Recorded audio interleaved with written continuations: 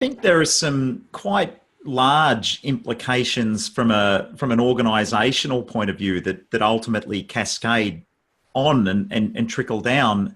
For example, the mindset within the organization now to get all the different disciplines working together, breaking down those silos and getting the maximum value from your people is changing the way in which we all go about our day-to-day jobs. It's true, but remember this, that the 10-year-long gestation of the integrated talent management suite never worked, okay? It just didn't happen.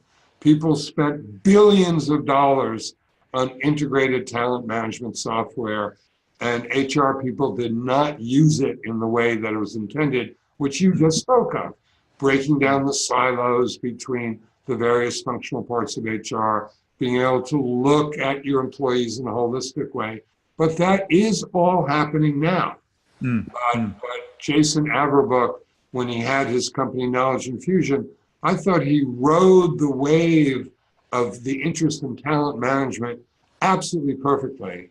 And when he was last on my firing line video show, he said, well, but Bill, that wave never quite made it to shore. And I think that's true. But I think it's going to be happening now.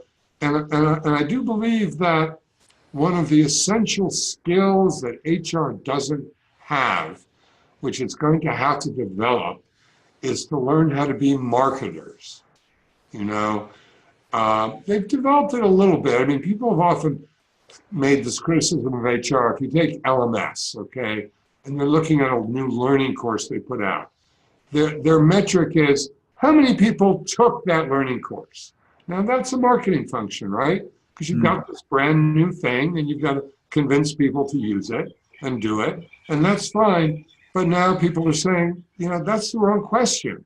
The better question is, what increase in productivity did you get from X people taking that training course? Or how did the organization change or benefit from people taking that training course? And simply measuring the number of people who took it is really looking at your own navel for HR rather than looking at the business. Yeah. So I think that as they become the shepherds of this new software, they're going to have to learn how to market it to the employees and teach them how to use it. And hopefully, you know, everyone wants software to be so intuitive, okay? You know, what we do on our smartphones is 1/10, 1/100th as complicated as what we do in our HR systems. So it's very easy for our smartphones to be so intuitive and for it to be so easy to add a new app and for everything to work well together. And that's just fine. But think about what's the most complicated transaction you perform on your smartphone. Maybe you buy an airline ticket, okay? Maybe you order a meal. My point simply is, think about the most complex thing you do on your smartphone. Is there anything more complex than those two things I mentioned?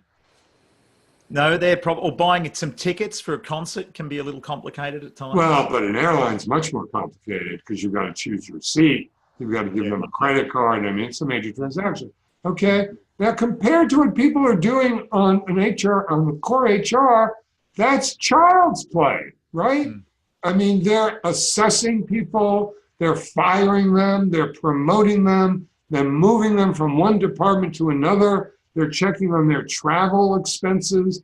I mean, it's so much more complicated than the smartphone. And anyone who thinks that in the near term, HR technology is going to be as easy to use as their phone has their head where the sun doesn't shine. I mean, it's just ridiculous. So that's just a pet peeve of mine.